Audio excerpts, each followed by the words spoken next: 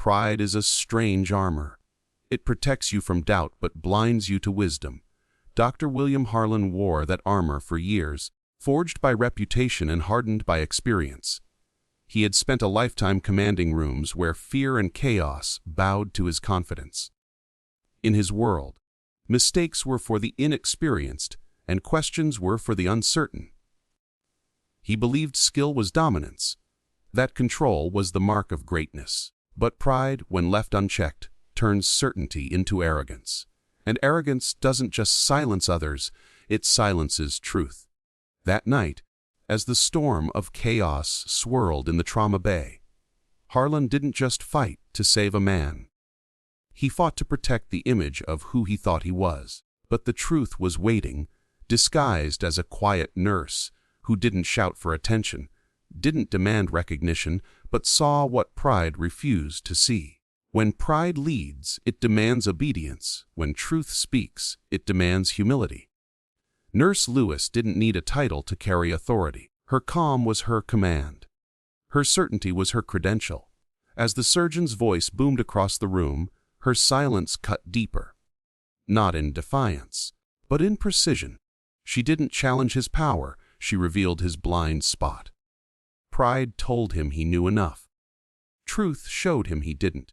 And when the beeping monitors screamed, when the life on the table began to fade, pride hesitated. But truth didn't.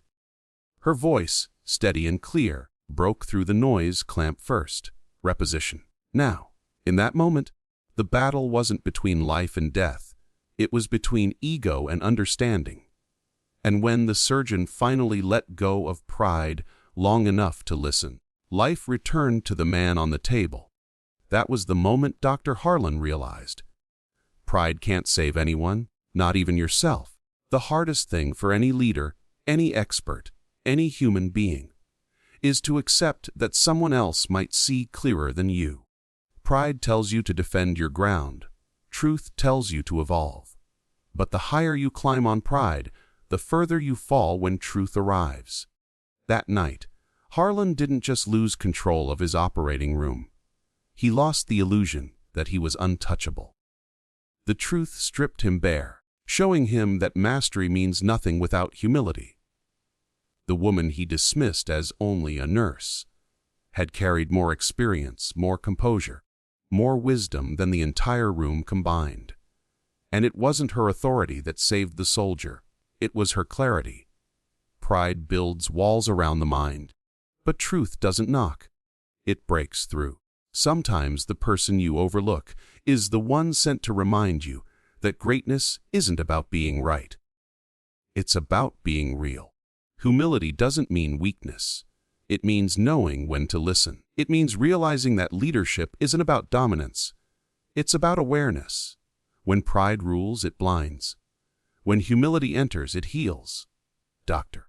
Harlan had spent decades earning his medals, mastering his craft, and believing that respect was owed, not earned. But in one night, one operation, and one voice that refused to waver, he learned that respect isn't demanded. It's inspired. The truth didn't come wrapped in applause. It came through correction. The quiet voice that saved the dying man didn't humiliate him. It humbled him. It showed him that true strength isn't the power to command others, but the courage to accept that someone else might know better. That realization didn't make him smaller. It made him wiser. When pride falls, it doesn't just shatter. It reveals. It reveals what we've been afraid to see, that truth isn't our enemy, it's our ally. Pride had built Harlan's career, but truth rebuilt his character. That night, when the silence settled and the monitors steadied, he didn't walk out as the same man who entered. He walked out stripped of arrogance, but filled with something greater: respect. Respect for the quiet ones, for the unseen experts, for the wisdom that doesn't shout. Pride makes you a ruler of your own illusion. Truth makes you a student of reality. And in that lesson lies freedom. Because the moment you allow truth to break your pride, you don't lose yourself. You find who you were meant to become. Not every battle is fought with noise.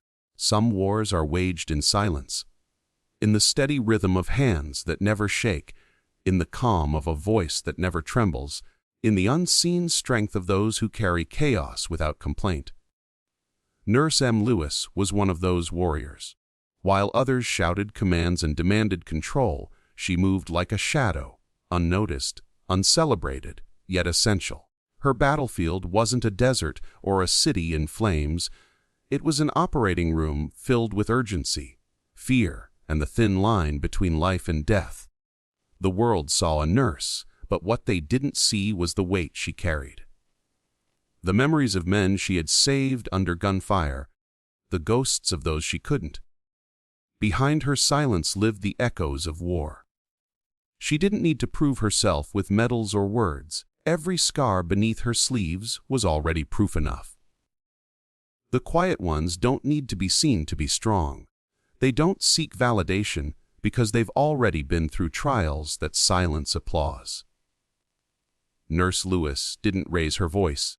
Yet when she spoke, the world obeyed. Her tone wasn't loud, but it carried the weight of experience. The others in that trauma bay moved fast, but she moved right. She didn't panic because she had already seen the worst of panic. In places where hesitation meant death, her calm wasn't natural, it was earned, paid for in pain and perseverance. The surgeon commanded the room through authority, but she commanded it through certainty. And when the moment came, when pride faltered and fear rose, it was her composure that held the line. Because the quiet ones know. Leadership isn't about sound, it's about steadiness. It's about standing firm when the world begins to shake. People often mistake silence for submission. They think calm means weakness, that humility means lack of power. But the truth is the opposite. The quiet ones have seen enough chaos to know that shouting doesn't solve anything. They carry storms inside them, but never let the thunder show. Nurse Lewis had learned long ago that power isn't in the noise you make. It's in the peace you maintain when everything around you is breaking. Her war was invisible, fought between instinct and memory, between life and loss. Every motion she made that night wasn't just medical. It was personal. Every life she touched was redemption for the ones she couldn't save in the past. While the surgeon fought for control, she fought for purpose. That's the difference between those who lead for recognition and those who lead for reason. One wants to be seen. The other just wants to save. The quiet ones rarely tell their stories, but their silence speaks volumes. It speaks of the weight they've carried, the nights they couldn't sleep, the sacrifices they'll never name. Nurse Lewis wasn't just healing bodies. She was carrying the memory of every man who'd once called her Red Angel in the middle of war. Her silence wasn't emptiness, it was reverence.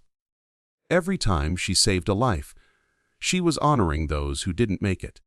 Every calm command she gave in the operating room was a whisper from the battlefield. A language of survival that only those who've lived it can speak. And though no one in that hospital knew her past, her actions told the story. You could see it in the precision of her hands, in the way she looked at pain. Not with fear, but with familiarity. Because when you've lived through war, chaos doesn't scare you anymore. It just reminds you who you are. The world doesn't remember the quiet ones as easily as it remembers the loud. Their victories don't make headlines. Their strength isn't displayed in speeches. But make no mistake, they are the backbone of every victory, the calm inside every storm. The reason others can afford to fall apart. The quiet ones carry wars that the world never sees, and they do it with grace that demands no recognition. Nurse Lewis didn't need to remind anyone who she was. Her silence said it all. She had been a warrior long before she put on scrubs. And though the world may never know her story, it will feel her legacy in every heartbeat she saved, every soldier she guided home, and every doctor she humbled without a word. Because sometimes the greatest warriors are not those who shout commands, but those who whisper, "Breathe. You're gonna live." Experience is the teacher that never flatters.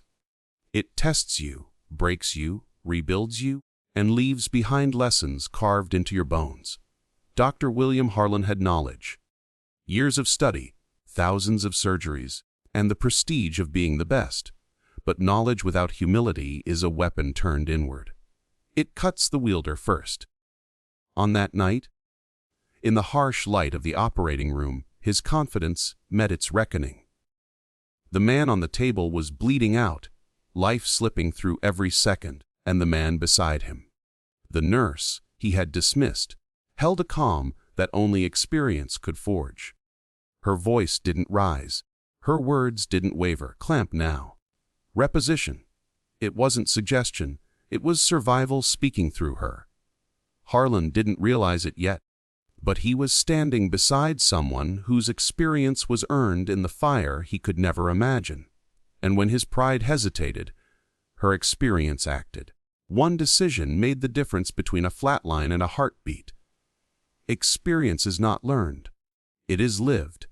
It's not earned by years, but by moments that test the soul. Nurse Lewis had lived through moments no textbook could prepare anyone for. She had trained soldiers to cut through flesh and fire, to stitch their brothers in the mud of war zones while bullets screamed overhead. Every scar on her hands told a story the world would never read. She had seen death in its rawest form, not behind glass, but face to face. So when others panicked, she didn't flinch. Experience had already taught her what panic costs. The surgeon saw medicine as science. She saw it as war.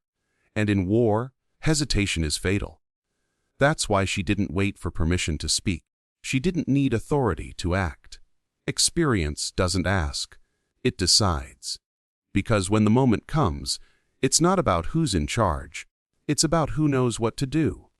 Pride thrives in titles, but experience lives in truth. Dr. Harlan believed his authority gave him clarity, but experience revealed his blindness. He had spent his life mastering procedures, yet in one moment, a nurse shattered his certainty with a single command. That's the thing about experience.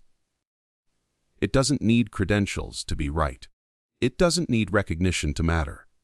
It speaks in instinct, not arrogance. And when Harlan followed her lead, he didn't just save a soldier.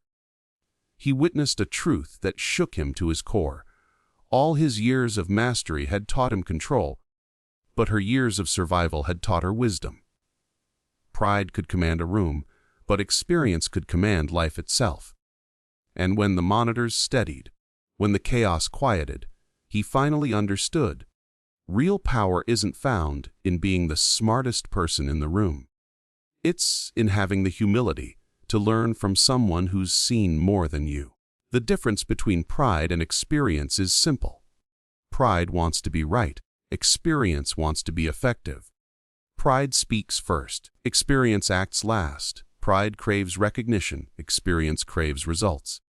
Nurse Lewis had nothing to prove because her scars had already done the proving. She didn't wear her past as a trophy. She carried it like a weight she refused to drop. And while Harlan's pride was fueled by achievement, her strength was fueled by memory. The memory of men she'd held in her arms as they took their last breaths. The memory of fights she couldn't win but learned from anyway. That's what made her unshakable. She wasn't just reacting.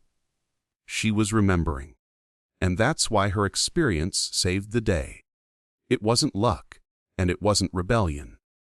It was the calm certainty of someone who's failed, learned, and come back wiser every single time. Experience is the weapon pride can't wield because it's forged from humility. It's built from the willingness to fail, to fall, to learn, and to rise again. Not louder, but wiser. That night changed Dr. Harlan forever. The medals on his wall no longer looked like victories. They looked like reminders. He realized that knowledge without perspective is blindness dressed as confidence. He had seen a woman walk into his operating room, and, without claiming authority, take command through truth. And that truth cut through his ego like a scalpel.